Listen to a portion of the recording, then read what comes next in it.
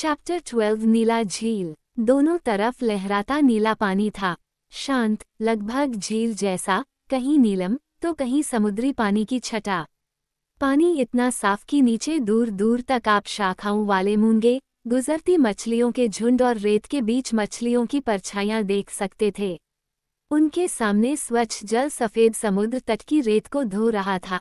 Cocoa के ताड़ के पेड़ हवा में लहरा रहे थे और फुसफुसा रहे थे, और जब नाविक अपनी पतवारों पर लेटा हुआ देख रहा था तो नीले पक्षियों का एक झुंड ऊपर उठा, मानो पेड़ों की चोटियों से अचानक मुक्त हो गया हो, चक्कर लगाया और बिना आवाज किए धुएं की एक माला की तरह दूर ऊंची भूमि के पेड़ों की चोटियों के ऊपर से गुजर गया। देखो, डिक चिल्लाया, जो नाव के किनारे पर अपनी नाक रखे हुए था। मछली को देखो, मिस्टर बटन, एमिलिन चिल्लाई, हम कहाँ हैं?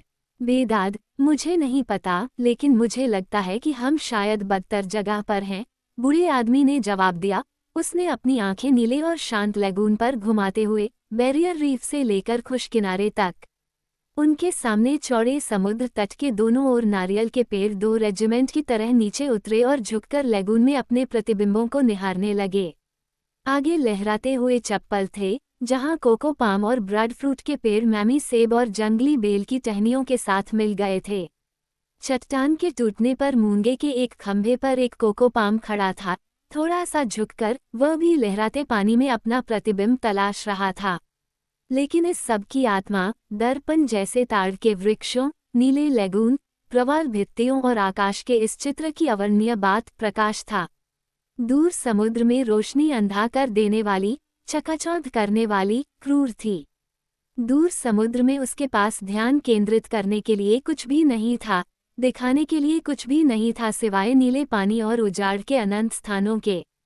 यहाँ इसने हवा को क्रिस्टल बना दिया, जिसके माध्यम से देखने वाले ने भूमि और चट्टान की सुंदरता, ताड़ के हरे रंग, मूंगे की सफेदी, चक्कर लगाते सीगल, नीली लैगून, सभी को स्पष्ट रूप से रेखांकित देखा, जलते हुए, रंगीन, अभिमानी, फिर भी कोमल, दिल को तोड़ने वाली सुंदरता, क्योंकि शाश्वत सुबह की भावना यहाँ थी, शाश्वत खुशी, शाश्वत युवा। जैसे ही नाविक ने छोटी नाव को समुद्र तट की ओर खींचा, न तो उसने और न ही बच्चों ने नाव के पीछे, चट्टान के टूटने पर झुके हुए ताड़ के पेड़ के पास पानी पर कुछ देखा, कुछ ऐसा जिसने एक पल के लिए दिन का अपमान किया और गायब हो गया। काले कैनवास का एक छोटा सा त्रिकोण जैसा कुछ, जो पानी में लहराता हुआ दिखाई दिया और दृष्टि से ओझल हो गया, कुछ ऐसा जो एक बुरे विचार की तरह दिखाई दिया और गायब हो गया। नाव को किनारे पर लाने में ज्यादा समय नहीं लगा। मिस्टर बटन पानी में घुटनों तक डूब गए, जबकि डिक आगे की तरफ रेंगते हुए निकल गया। उसकी तरह ही पकड़ो, जैसे मैं करता हूँ, पेरी चिल्लाया, स्टाबोर्ड गनवेल को पकड़ते हुए, जबकि डिक, एक बंदर की तरह नकल करते हुए, गनवेल को बंदरगाह की ओर ले गया। अब तो, योहो, चिल्लीमैन, उसके साथ ऊपर है वो, चिल्लीमैन, उसे अब छोड़ दो, वो काफी ऊपर है। उसने एमिलिन को अपनी बाहों में उठाया और उसे रेत पर ले गया। यही रेत पर से आप लैगून की असली खूबसूरती देख सकते थे। समुद्री पानी की वह झील हमेशा तूफान और मुसीबतों से कोरल की बैरियर रीफ द्वारा सुरक्षित रहती थी। जहां से छोटी छोटी स्पष्ट लहरें समुद्र तट तक जाती थीं, वह आंखों को मूंगा चट्टान के बीच दरार की ओर ले जाती थीं, जहां ताड़ का पेड़ पानी में अपने प्रतिबिंब को देखता था, और वहां, दरार के पार, विशाल उछलते, चमकते समुद्र का दृश्य दिखाई देता था। यहाँ पर जो लैगून है, वह शायद 1/3 मील से ज्यादा चौड़ा था। मैंने इसे कभी नहीं मापा, लेकिन मुझे पता है कि चट्टान पर ताड़ के पेड़ के पास खड़े होकर, अपनी बाँह ऊपर उठाकर समुद्र तट पर खड़े किसी व्यक्ति को आवाज लगाने पर, पानी को पार करने में आवाज को काफी समय लगा, मुझे कहना चाहिए, शायद, लगभग काफी समय। दूर से आने वाला संकेत और दूर से आने वाली पुकार लगभग संयोगवश थी, फिर भी पूरी तरह से नहीं। डिक, जिस जगह पर खुद को पाया, उससे खुश होकर पागल हो गया, पानी से बाहर निकले कुत्ते की तरह इधर उधर भाग रहा था। मिस्टर बटन सूखी, सफेद रेत पर डिंगी का माल उतार रहे थे। एमिलिन रेत पर अपनी कीमती गठरी के साथ बैठी थी और अपनी दोस्त की हरकतों को देख रही थी, अपने आसपास की चीज़ों को देख रही थी और बहुत अजीब महसूस कर रही थी। वह जानती थी कि यह सब समुद्री यात्रा का एक सामान्य सा हिस्सा था। पैरी का व्यवहार हमेशा एक ही विचार पर टिका रहा कि बच्चे को डराना नहीं है। मौसम ने उसका साथ दिया था, लेकिन उसके दिल में यह बात छिपी थी कि सब कुछ वैसा नहीं था जैसा होना चाहिए था। जहाज से जल्दी निकलना, कोहरा जिसमें उसके चाचा गायब हो गए थे, ये सब और साथ ही कुछ और भी। उसे सहज रूप से लगा कि ये सब ठीक नहीं था, लेकिन उसने कुछ नहीं कहा। हालांकि वह अधिक देर तक ध्यान में नहीं बैठी रही, क्योंकि डिक एक जीवित केकड़ा लेकर उसकी ओर दौड़ रहा था, जिसे उसने उठाया था और कह रहा था कि वह उसे काटने के लिए मजबूर करेगा। इसे हटाओ, एमिलिन चिल्लाई, दोनों हाथों की उंगलियां अपने चेहरे के सामने फैलाकर। Mister button, mister button, mister button, उसे छोड़ दो, शैतान, पैट दहाड़ता हुआ बोला, जो रेत पर आखिरी माल रख रहा था। उसे छोड़ दो, नहीं तो मैं तुम्हें गाय की खाल दूंगा। पैडी, शैतान, क्या होता है? डिक ने थके हारे पूछा। पैडी, शैतान, क्या होता है? तुम थक गए हो, अब कोई सवाल मत करो, क्योंकि मैं थक गया हूँ और मैं अपनी हड्डियों को आराम देना चाहता हूँ। वह ताड़ के पेड़ की छाया में लेट गया, अपनी टिंडर बॉक्स, तंबाकू और पाइप निकाला, तंबाकू काटा, पाइप भरा और उसे जलाया। एमिलिन रेंगकर उसके पास आ गई और डिक एमिलिन के पास रेत पर लेट गया। बटन ने अपना कोट उतार दिया और नारियल के पेड़ के तने पर तकिया बनाकर रख दिया। उसे थके हुए लोगों के लिए एल डोराडो मिल गया था। दक्षिणी समुद्र के बारे में अपने ज्ञान के कारण उसे वनस्पति पर एक नज़र डालने से पता चला कि रेजिमेंट के लिए भोजन मिल सकता है, पानी भी। तट के ठीक बीच में एक गड्ढा था जो बरसात के मौसम में एक तेज बहती नदी का बिस्तर बन जाता था। अभी पानी इतना तेज नहीं था कि लेगून तक आ सके, लेकिन जंगल में दूर बेयंट में इसका स्रोत था और वह इसे सही समय पर पालेगा। ब्रेकर में एक हफ्ते के लिए पर्याप्त पानी था और चढ़ाई के लिए हर एक कोकोनट्स मिलने थे। एमिलिन ने कुछ देर तक पैरी के बारे में सोचा। जब वह सिगरेट पी रहा था और आराम कर रहा था, तभी उसके दिमाग में एक बढ़िया विचार आया। उसने पार्सल के चारों ओर से छोटी शॉल निकाली और रहस्यमयी बॉक्स को बाहर निकाला। ओह, बेगोरा बॉक्स, पैरी ने कहा, अपनी कोहनी पर दिलचस्पी से झुकते हुए, मुझे पता था कि आप इसे नहीं भूलेंगे। श्रीमती जेम्स, एमिलिन ने कहा, उन्होंने मुझसे वादा लिया था कि जब तक मैं किनारे पर न पहुंच जाऊं, तब तक मैं इसे नहीं खोलूंगी, क्योंकि इसमें रखी चीजें खो सकती थीं। खैर, अब तुम किनारे पर हो, डिक ने कहा, इसे खोलो। मैं जा रही हूँ, एमिलिन ने कहा। उसने सावधानी से रस्सी खोली, पैरी के चाकू की मदद लेने से मना कर दिया। फिर भूरे रंग का कागज उतर गया, जिससे एक आम कार्डबोर्ड बॉक्स दिखाई दिया। उसने ढक्कन को आधा इंच ऊपर उठाया, अंदर झांका और फिर से बंद कर दिया। इसे खोलो, जिज्ञासा से पागल डिक चिल्लाया। इसमें क्या है, प्रिय? बूढ़े नाविक ने पूछा, जो डिक की तरह ही दिलचस्पी रखता था। चीजें, एमिलिन ने उत्तर दिया।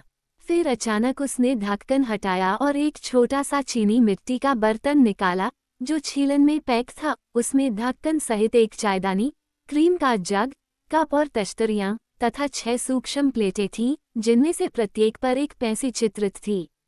जरूर, यह एक टे सेट है, पैरी ने दिलचस्पी भरी आवाज में कहा। भगवान की जय हो, क्या तुम फूलों से सजी छोटी छोटी प्लेटों को देखोगे? ह्यूग, डिक ने घृणा से कहा, मैंने सोचा कि वे सैनिक होंगे। मुझे सैनिक नहीं चाहिए, एमिलिन ने पूर्ण संतुष्टि के स्वर में उत्तर दिया। उसने टिश्यू पेपर का एक टुकड़ा खोला, उसमें से चीनी का एक चिमटा और 6 चम्मच निकाले। फिर उसने सारा सामान रेत पर फैला दिया। ठीक है, अगर यह सब कुछ नहीं हराता है, पैरी ने कहा, और तुम मुझे अपने साथ रहने के लिए कब मजबूर करोगे? कुछ समय लगेगा, एमिलिन ने जवाब दिया। चीजों को इकट्ठा किया और उन्हें सावधानी से फिर से पैक किया। मिस्टर बटन ने अपना पाइप खत्म किया, राख को बाहर निकाला और उसे अपनी जेब में रख लिया। मैं थोड़ी सी रंगत तैयार करके आऊंगा, उसने कहा, जैसे ही वह खड़ा हुआ। आज रात को हमें यहूदियों से बचाने के लिए, लेकिन मैं पहले जंगल में जाकर देखूंगा कि क्या मुझे पानी मिल सकता है। अपना बक्सा बाकी चीजों के साथ रख दो, एमेलिन, इसे लेने के लिए यहाँ कोई नहीं है। एमेलिन ने अपना बक्सा उन चीजों के ढेर पर रख दिया जो पैडी ने नारियल के पेड़ों की छाया में रखे थे। उसका हाथ थामा और तीनों दाहिनी ओर के बाग में प्रवेश कर गए। ये चीड़ के जंगल में प्रवेश करने जैसा था। पेड़ों के लंबे सम्मित तने गणितीय नियम द्वारा निर्धारित प्रतीत होते थे, प्रत्येक एक दूसरे से एक निश्चित दूरी पर। आप जिस भी रास्ते से प्रवेश करते, आपके सामने पेड़ों की टहनियों से सजी एक धुंधली गली दिखाई देती।